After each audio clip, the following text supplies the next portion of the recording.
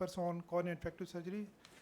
I have with me Dr. Anchal Thakur, Dr. Neeti, and Dr. Anu Malik. Dr. Pashupati is there? Or Dr. Debashish Datta? Okay, we can start. The rules of this session are that every presenter will present for 4 minutes only, and then question answer.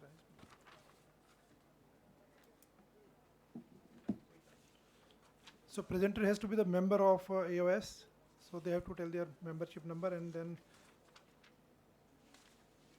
so we can start straight away with first presenter, Dr. Premjit Muralidharan. Is there? He is going to present on outcome of intracameral and intrastromal voriconazole in deep stromal fungal ulcers in South India.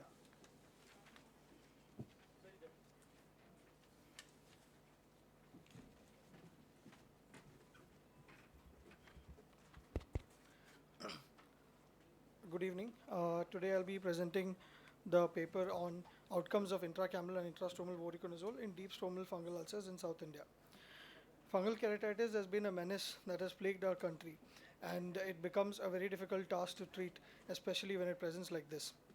To put things into perspective, the incidence of fungal keratitis in North America is 10%, the whole of Africa is 38%, whereas India alone has an incidence of 65%.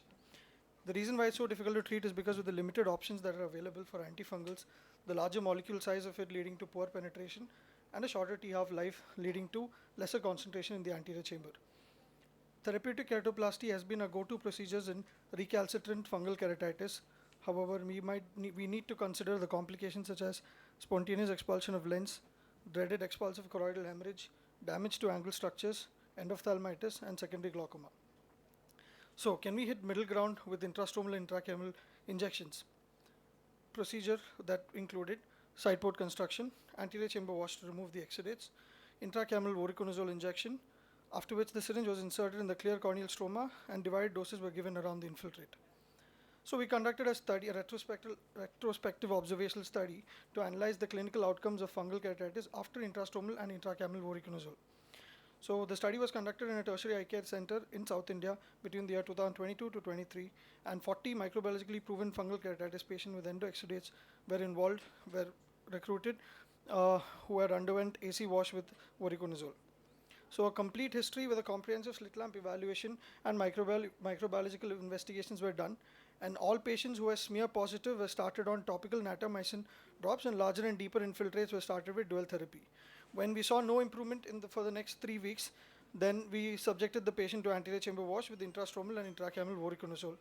Further progression or no improvement, the patient therapeutic penetrating keratoplasty was done in these patients.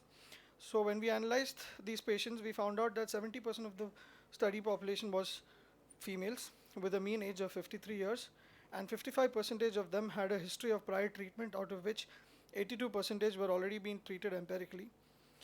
And the ulcer size at presentation was 2 to 5 millimeters in 77.5%, with a mean hypopyon size of 3.41 millimeters. All patients were smear positive, and culture positivity was seen in 87.5%, out of which 40% was due to aspergillus and 30% fusarium.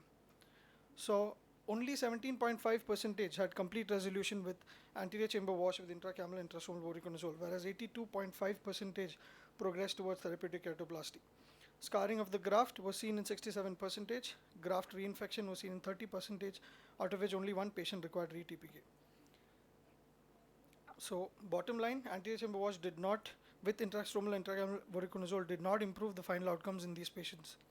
So we need to consider the poor prognostic factors such as prior treatment history for more than 3 weeks, larger and deeper infiltrated presentation, the presence of resistant species, and the presence of hypopyon. So what would be an ideal treatment strategy? We would propose timely therapeutic keratoplasty. Time is of the essence in these patients because an early TPK would ensure a better functional and therapeutic outcome, and also prime the patient for a better uptake for an optical graft. We must consider early therapeutic keratoplasty in patients with progression of ulcer in depth or size, with maximal medical therapy, with lesions approaching the limbus or infiltrates due to virulent organisms, and patients with poor compliance. Thank you.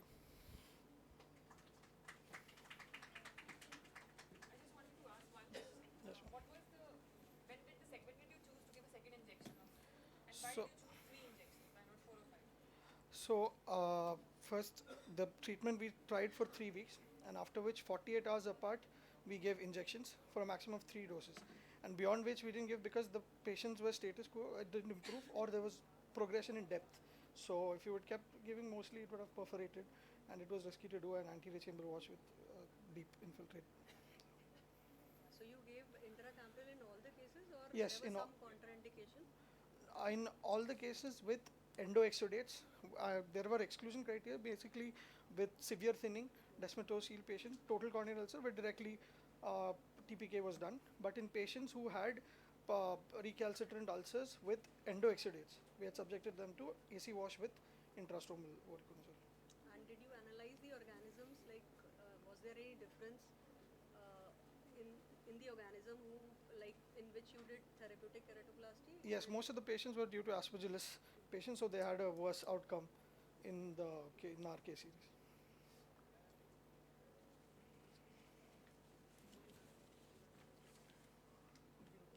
Okay, thank you. Next speaker is Dr. Anup. Is there? Dr. Dipali. Dr. Dipali is there?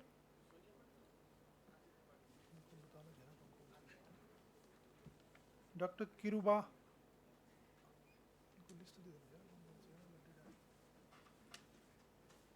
You are Dr. Kiruba. You are a member of AIOC? Yeah. She is presenting an air saver of cornea, efficacy of pneumodesmatopexy in managing descemet membrane detachment.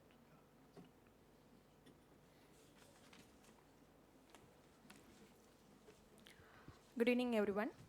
My topic is efficacy of pneumodesmatopexy in managing the descemet membrane detachment. Introduction. Descemet membrane detachment is a well-organized and potential vision-threatening complication of cataract surgery.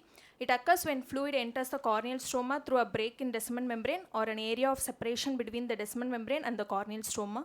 Prolonged corneal edema leads to fibrosis, shrinkage, wrinkling of the detached descemet membrane, which may prevent the reattachment and necessitate the endothelial transplantation. My objective is to evaluate the visual prognosis in case of descemet membrane detachment post-pneumodesmatopexy following cataract surgery. It is an interventional prospective study. I take a patient presented with a non-resolving corneal edema after cataract surgeries, and it includes inclusion criteria is a patient with descemet membrane detachment after cataract surgery, partial or complete descemet membrane detachment involving visual axis, and descemet membrane detachment with overlying corneal stromal edema. My exclusion criteria is detachment involving less than 20% of the corneal, only periphery involvement, descemet membrane detachment due to other surgeries like keratoplasty, iridectomy, trabeculectomy, and vitrectomy, and descemetopexy performed along with the primary cataract surgery. I studied a 12 patient presented with a non-resolving corneal edema following cataract surgeries. On ophthalmic evaluation using slit lamp biomicroscopy showed various types of descemet membrane detachment, superior, subtotal, and inferior.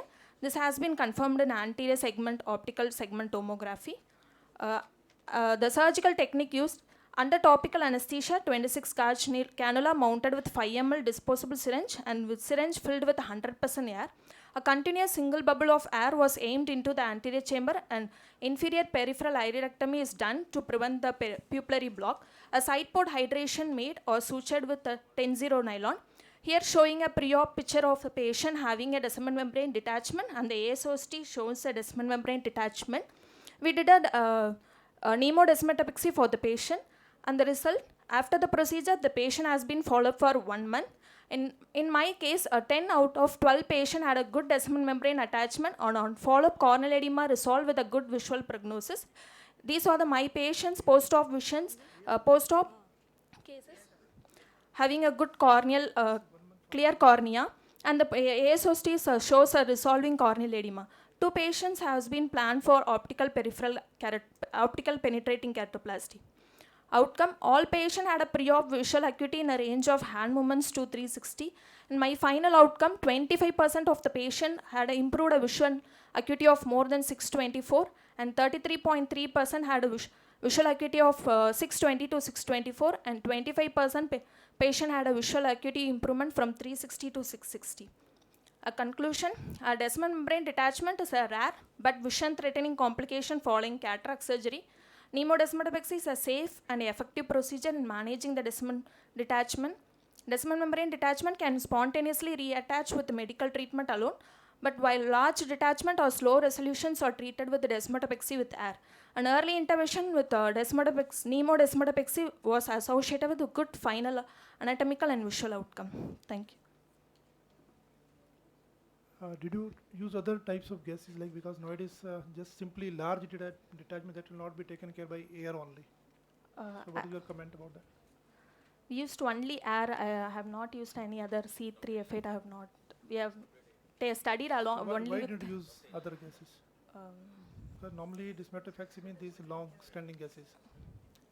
With air, it has good outcome according to. Air will stay for 24 to 48 hours only. After that, there will be no effect.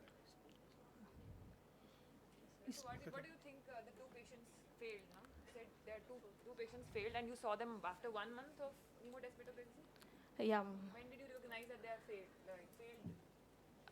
On my follow-up, they have not having non-resolving corneal edema. They have presented with the non-resolving corneal edema that the DM has not been attached. So we have planned for an optical keratoplasty. Thank you. What was the ideal time when you take up a patient when patient poster was presented with EMD? So how many weeks did you wait? Did you take it immediately, or what was the maximum period of waiting? After post cataract surgery, we evaluated in a slit lamp. If there is a non-resolving corneal edema, and in slit lamp, if there is an DM detachment, and we can confirm with the ASOC, we will take immediately in the next day or no. Presentation from 1 week to 3 weeks or 3 weeks to more? Did you go for DMD with desmotopexy or more than 3 weeks? What was your? We present within 1 week also we have taken our presentation. After 3 weeks also we have taken. That is the ideal thing. But what if the patient has presented after 3 weeks? How did you treat the patient? We tried nemodesmotopexy for that patient also. So the results were good with that? No. Early intervention has a good visual outcome. And in one of your slides, you have pointed that you did a cyclode hydration. Yeah. May I know why did you do cyclode hydration? To release the airfill of 100%, or was there any other reason for that? To have a good air tamponade, I have Air tamponade, you wanted 80% or you wanted 100%? 100%. So then why did you do cyclode hydration? Um, No, I mean, I just wanted to know because if there is any logic for that, I can also use it. I don't know. So, can I call upon the next speaker, Dr. Kiruba? Oh, sorry, Dr. Ravi.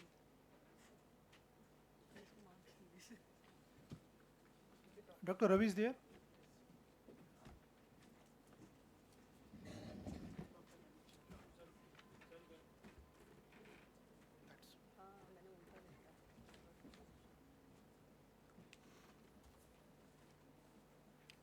Good evening, everyone. Today I'm going to speak about visual outcomes of phakic toric intraocular lens for the treatment of myopic astigmatism.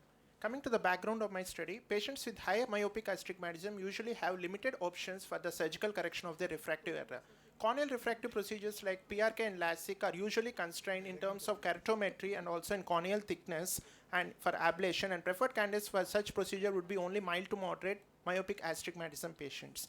Well, in case of high myopic astigmatism patients, over-ablation of the cornea can lead to postoperative complications like corneal ectasia and higher-order aberrations. So in such patients, phakic toric intraocular lens is an alternative which decreases the need for a second surgery, and initial results showed improved visual acuity with a safe and predictable outcome. However, very few Indian studies are available in this regard. With this background, I go to the aim of my study to report the visual outcomes following surgical correction of myopic astigmatism using a Vision toric implantable collamer lens. Methods, it's a retrospective study and a single center study. Patients who underwent this procedure by a single surgeon during a period of 2 years were included in the study. Other included criteria included age 18 years or more, myopia ranging from -3 to -20 diopters, aqueous depth more than 3 mm, and above age-adjusted endothelial cell density. And any other ocular pathology other than the myopic astigmatism have been excluded from the study. Preoperatively, we measured a number of things, an axial length, white to white value, keratometry, aqueous depth, lens thickness, and etc. And post-operatively, each patient was evaluated on day 1, first week, 1 month, 3 months, 6 months, and 12 months post-operatively. And at each visit, we measured intraocular pressure, uncorrected distant visual acuity, corrected distant visual acuity, manifest refraction, and subjective symptoms like dry eye or glare in halos. Coming on to the results, 54 eyes of 31 patients were included, and mean preoperative spear was about minus 8.64 preoperatively, and cylinder was about minus 2.49. And postoperatively at 12 months duration, the mean spherical equivalent was about minus 0.22, and mean cylinder was about minus 0.69, showing that 94% and 89% of the patients achieving within plus or minus 1 diopter of target refraction, respectively. No surgical complications have occurred and no additional procedures were performed. Patient reported dry eyes were very minimal, and only one patient had chronic dry eye at 12 months duration, 12 months interval. And similarly, glare and halos were also less, and it was about 15% at the end of 12 months. Coming to the graphical representation, if you represent the preoperative corrected distant visual acuity with postoperative uncorrected distant visual acuity at 3 months and 6 months, we can clearly see that uncorrected distant visual acuity at 12 months was of 6.6 or better in about 84% of the eyes. Similarly, if we take the similar plot in case of refractive astigmatism preoperatively and postoperatively, about 89% of the patients achieved within plus or minus 1 diopter of target refraction, which shows that the procedure has good predictability. Coming on to the discussion, as per in previous studies, our results support that the toric ICL is a safe, effective, and stable option for patients with myopic astigmatism. In our study, we reported 94 and 89% achieving within plus or minus 1 diopter of refraction. Similar studies were, and these results were supported by FDA clinical trial and also Camia et al. Study. Coming to the conclusion, toric ICL is a safe and effective option for patients with myopic astigmatism who seek surgical correction.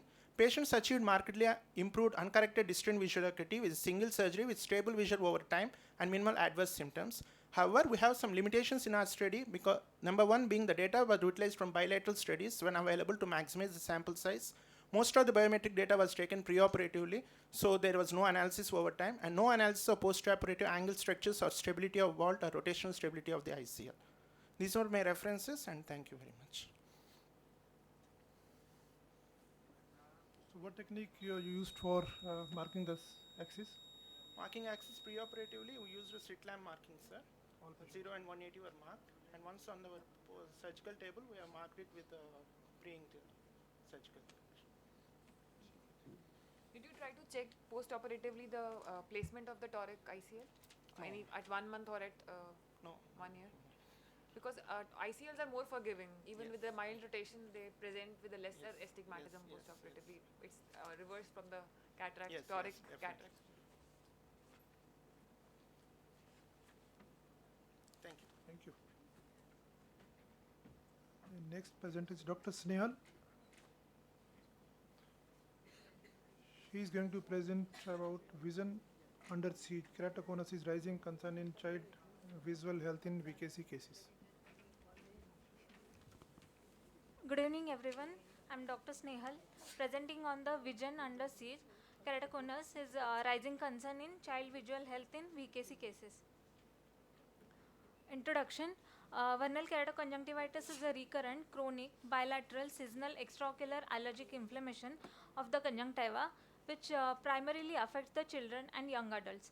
Keratoconus is a non-inflammatory ectatic condition of the cornea in which there is the progressive central thinning of the cornea, changing it from the dome shape to cone shape. VKC and keratoconus are two distinct conditions, but chronic eye rubbing due to VKC may contribute to the development and progression of the keratoconus.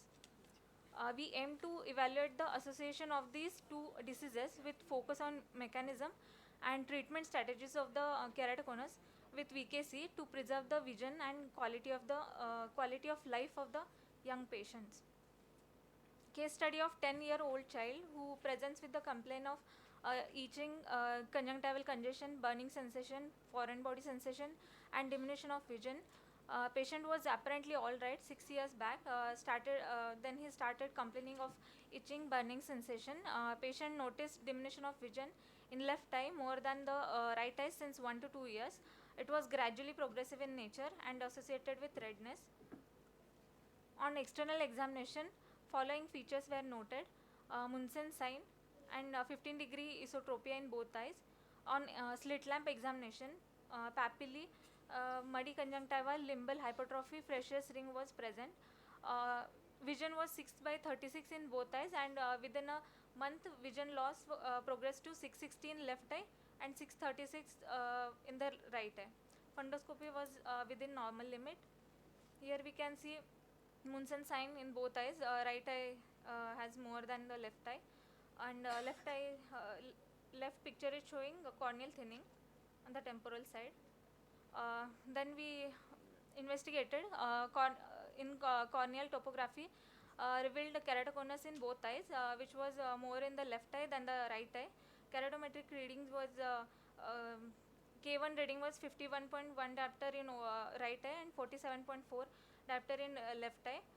K2 reading was 54.8 in right eye and 55.8 in left eye. Here we can see pentacam. Pentacam is showing corneal thinning in both eyes. Here we can see the posterior corneal thinning in the right eye, and anterior and posterior corneal thinning in the left eye. Treatment was given, avoid eye rubbing, cold compression, and moxifloxacin hydrochloride eye drops twice a day, or olapatadine hydrochloride eye drops 0.1% twice a day, and corneal collagen cross-linking with riboflavin. We concluded that timely recognition of the VKC is crucial in preventing vision impairment and guiding strategies for the affected individuals. We can slow down or arrest the progression of the keratoconus with treatment such as corneal cross-linking, collagen cross-linking with riboflavin under LA. Thank you. Thank you.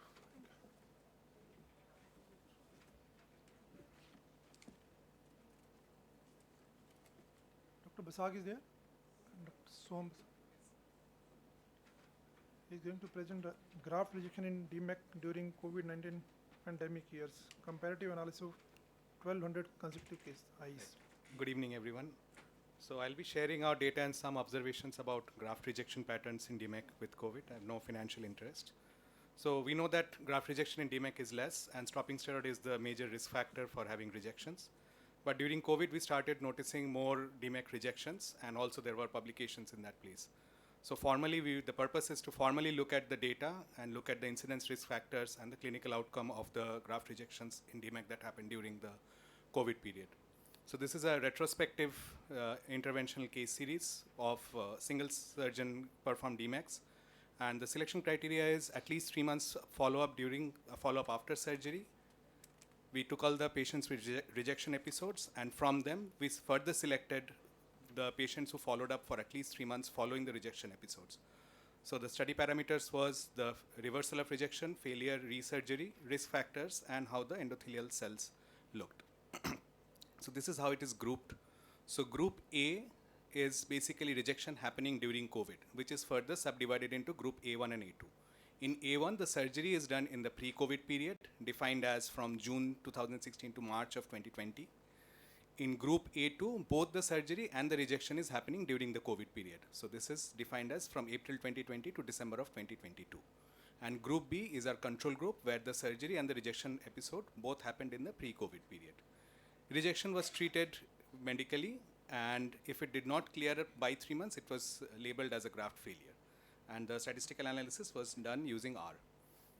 So this is a very busy slide. I'll just go over it. So preoperatively, there is no age and gender difference between the two groups. And also the surgical indications are again similar across both the pre-COVID and the COVID group. So now if we look at the bottom slide, so this is inter and subgroup analysis. So in the pre-COVID, where the surgery and rejection happened in the pre-COVID period, the rejection rate is only 1.5%, but it's more than 5 times higher in the rejections happening during COVID. In the subgroup analysis, where the surgery was done before COVID and the rejection happened during COVID, that is 15% rejection. However, both surgery and rejection during COVID, that is 3%. And what we found out that the highest risk factor here is basically a combination of stopping steroids and COVID infection happening together. So stopping steroid alone or COVID alone did not have as much as an impact. Vaccination, the numbers were far few to make any significant clinical importance. Most of the grafts reversed, and regrafts were required in about 20% cases in both the groups. And in terms of the visual outcome, after rejection and after reversal of rejection was again similar in both the groups. But the risk factor here, if we take the odds ratio, was highest in group A1, which is they were like 11 times more likely to have a rejection compared to the preoperative control group. So in discussion again, most of our rejection spikes matched the COVID incidence or the lockdown periods. And again, this is supported by publications about more solid organ donation and also graft rejections in vaccinated individuals. And the causes might be multifactorial. One is temporary non-access to steroid drops or non-access to a doctor also. Then COVID infection itself directly or due to an alerted immune system. And also similar thing happening in a post-vaccination case where there is a lot of immune reactions going on throughout the body. The limitation of this is the data capture again, since the follow-up was very sparse and irregular, data capture was less. So we do not have exact data of how many of these individuals in the total groups of how many of them actually had COVID infection, if they had a silent infection or not, or how many were vaccinated. So that was not captured. So probably the impact is higher, if not the same. And also we noted a lot of these silent rejections during the COVID group, where clinically we are seeing a rejection, but patient did not have any photophobia or diminished of vision. Thank you very much. Thank you for a nice presentation. Did you find any other factors also apart from like stopping steroid in your study, which were responsible for stopping more rejection? steroids, COVID infection, and vaccinations. So in the so apart from these, there may be some other factors also which may be contributing. Yes, so yes. any No. We just looked at only these three. Yes, sir. The only problem here is like so many people had COVID infections and they are not aware of it. So that is one data we are missing. So that might actually be more. Like if but it could be cumulative factor also, maybe other factors also, because these were not taken into consideration. But that could be because of that yes, also. Sir. Yes. Thank you. Thank you, sir.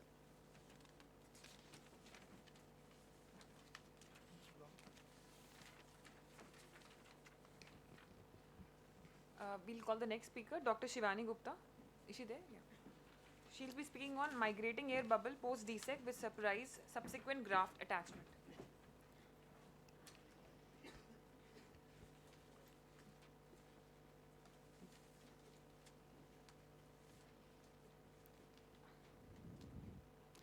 Good evening, everyone.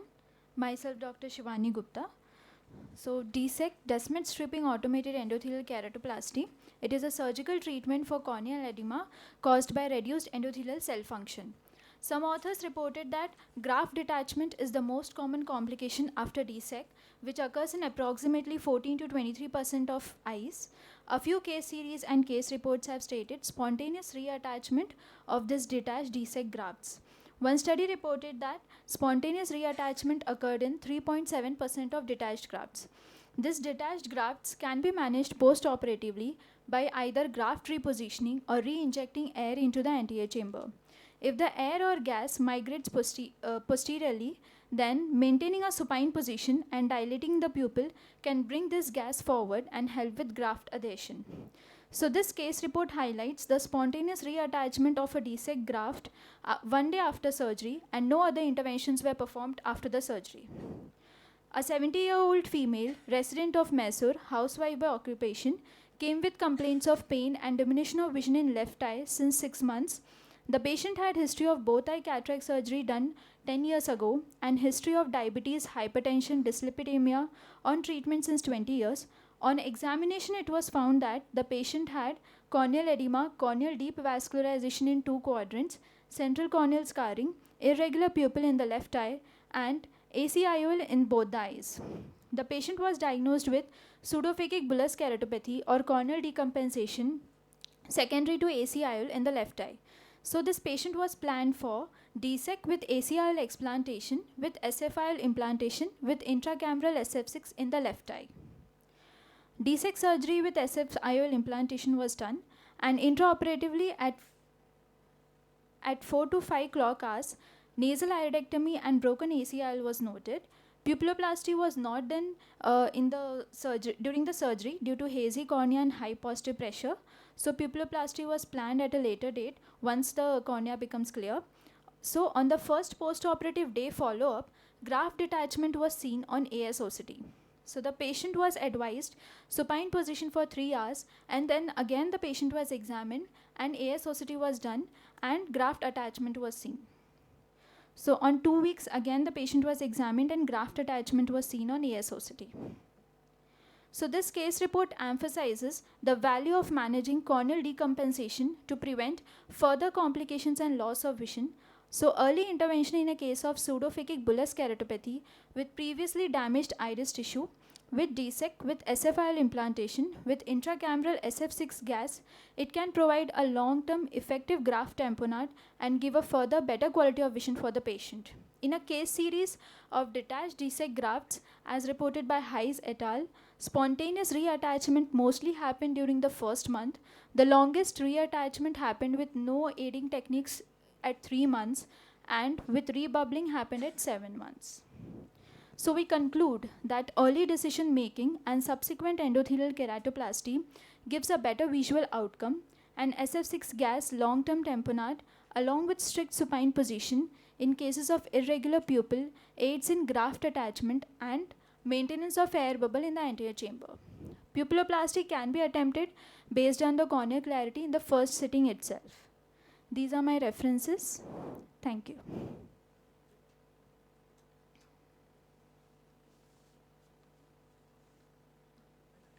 Thank you. Can we have the next speaker? Dr. Arundhati Dwivedi.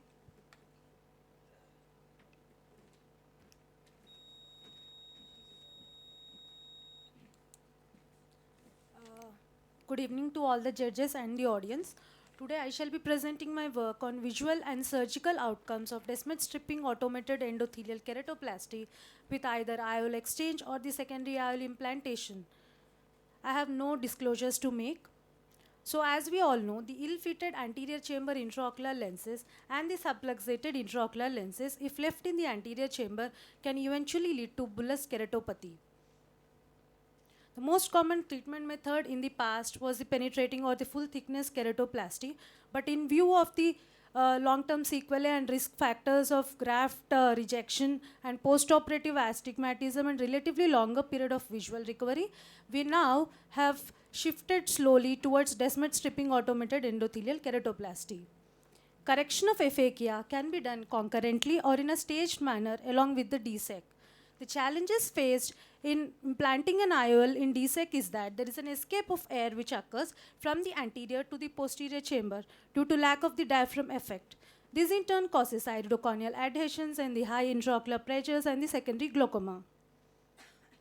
So based on the sulcus support, the IOL can be either placed in the sulcus or it can be placed either in the anterior chamber. So the aim of my study is to identify the indications, postoperative visual and surgical outcomes of cases which have undergone DSEC with secondary IOL implantation at our institute during a period of 2 years from 1st January 2021 to 31st December 2022. It was a retrospective type of study. Coming to our results, we had a total of 105 eyes, of which 46 were female and 59 were male, and the mean age group ranged from 18 to 86 years. Out of these, 54 patients were implanted with ACIOL, accounting for the most part of the type of IOL implanted along with the DSEC, followed closely by 33 eyes being implanted with iris claw, followed by 17 with PCIOL, I mean the posterior chamber intraocular lens in sulcus, and only we had one patient which has been scleral fixated IOL was done along with the DSEC. Moving on to the indications for DSEC with IOL exchange or the implantation, as we can see, pseudophakic bullous keratopathy was the most common indication, accounting for about 54%, followed closely by aphakic bullous keratopathy, accounting for 37%, and then failed grafts accounting for 8%, and 1% to 2% of the patients had Brown-McLean syndrome. So coming to the graphical representation of our results, as we can see, about 40% of patients had both the uncorrected and best corrected visual acuity at post-op 3 months follow-up, much better and significant compared to the preoperative uncorrected and the best corrected visual acuity. Coming to the comparison of visual outcome at various visits, as we can see at post-operative day 1, the uncorrected visual acuity was a little worse when compared to the subsequent visits. This can be explained by the intra or the immediate post-operative corneal edema and the anterior chamber inflammation that might follow, which usually resolves over a period of time. Coming to the comparison based on the type of IOL implanted, the iris claw lens had better visual outcome comparatively as compared to the anterior chamber and the posterior chamber intraocular lens. To the best of our knowledge, ours is the only study which compared outcomes of DSEC based on the type of IOL implanted, limitations being the retrospective nature and a very short follow-up. So I conclude by saying that PBK was the most common indication in our study for the DSEC with secondary IOL implantation, and iris claw is a very good alternative to ACIOL during DSEC with good visual outcome and comparatively lesser severity of glaucoma. In the interest of time, I have not mentioned glaucoma here, but we had seen that so we had seen that the glaucoma incidence was surprisingly lesser in iris claw lens compared to anterior chamber intraocular lens, but because our follow-up period was only 3 months, we didn't include the results yet here. Why this iris claw lens was better than posterior chamber lenses? Because we had placed it retropupillarly, not in the anterior chamber. It was retropupillarly fixated But still posterior chamber, why it should be better? Any reason for that? Because there is no crowding of the anterior chamber angle and there is no crowding of the space in the anterior chamber, and the lenticule will fit better, and the rate of detachment also, the graft detachment, I mean the post-operative detachment also has very less chances in iris claw if it is placed retropupillarly, I mean, compared to anteriorly placed. So did you see any cases of uveitis after that? Yes, we did have, but as I said, we were primarily looking at glaucoma, graft detachments, and glaucoma graft detachment and graft failure. So we didn't specifically look at incite a rejection reaction. Yes, it will surely.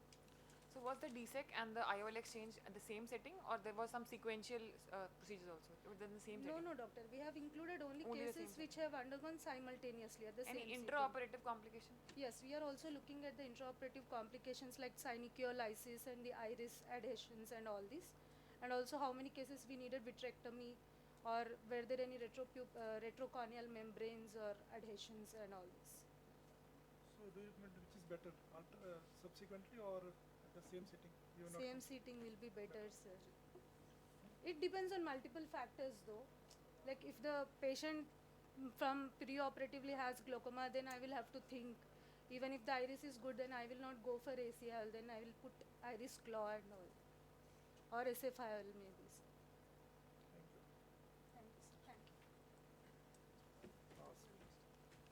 Can I have the next speaker, Dr. S. Chandra Devi?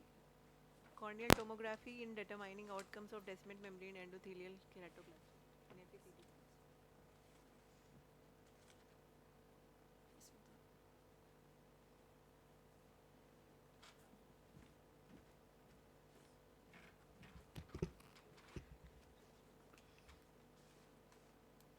Good evening, everyone. I'm here to present my paper on role of corneal tomography in determining the outcomes of DMEC in patients of FECD.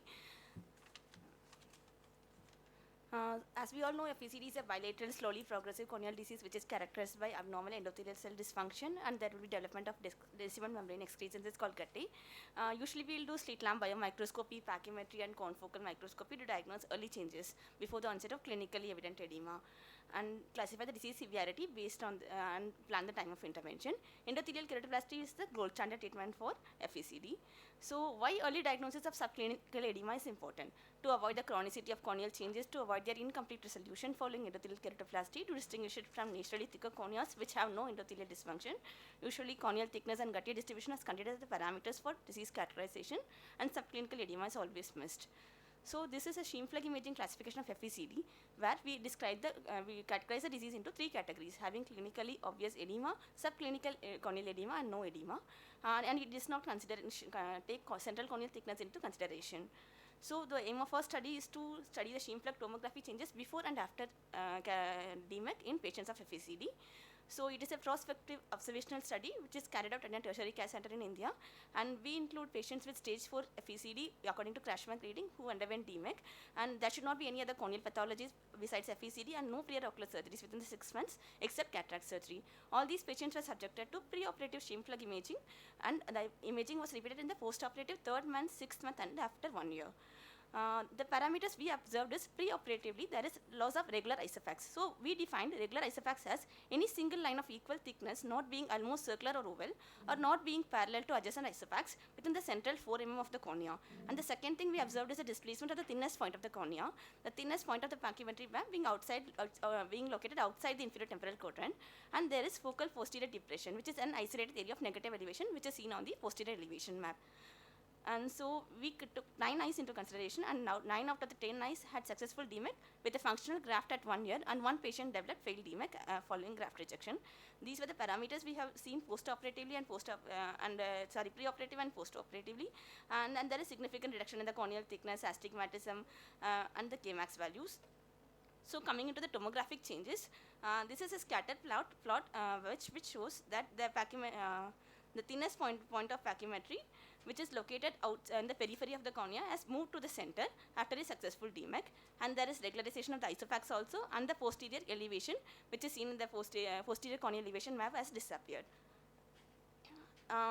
This is the pentacam image where you can see there are irregular isophax in the preoperative period, and after successful DMEC, the isophax has regularized, and this is the thinnest pachymetry point which is displaced in the periphery, and it has moved towards the center. The similar image where there is irregular isophax in the preoperative period and there is regularization of isophax, the thinnest pachymetry points has started moving towards the center in the postoperative period. So we conclude that sheen plug imaging will assess that in FECD patient reversibility of the condition, and these parameters can be used in detecting early graft failure where the parameters revert back to the preoperative value. The limitation of our study is a small size of sample size of 10 eyes, and we included only patients with DMEC and not DSEC. So we can plan cataract surgery with or without endothelial keratoplasty as it enables early diagnosis of corneal changes even in the absence of corneal edema. And in patients of endothelial keratoplasty, during serial follow-ups, we can pick up the graft rejection earlier. Thank you. Thank you. I think we come to the end of this session. I thank all the presenters who presented their talk very nicely. And I'm also thankful to Dr. Anchal, Dr. Niti, and Dr. Anu for joining with me. Thanks a lot. Thank you very much.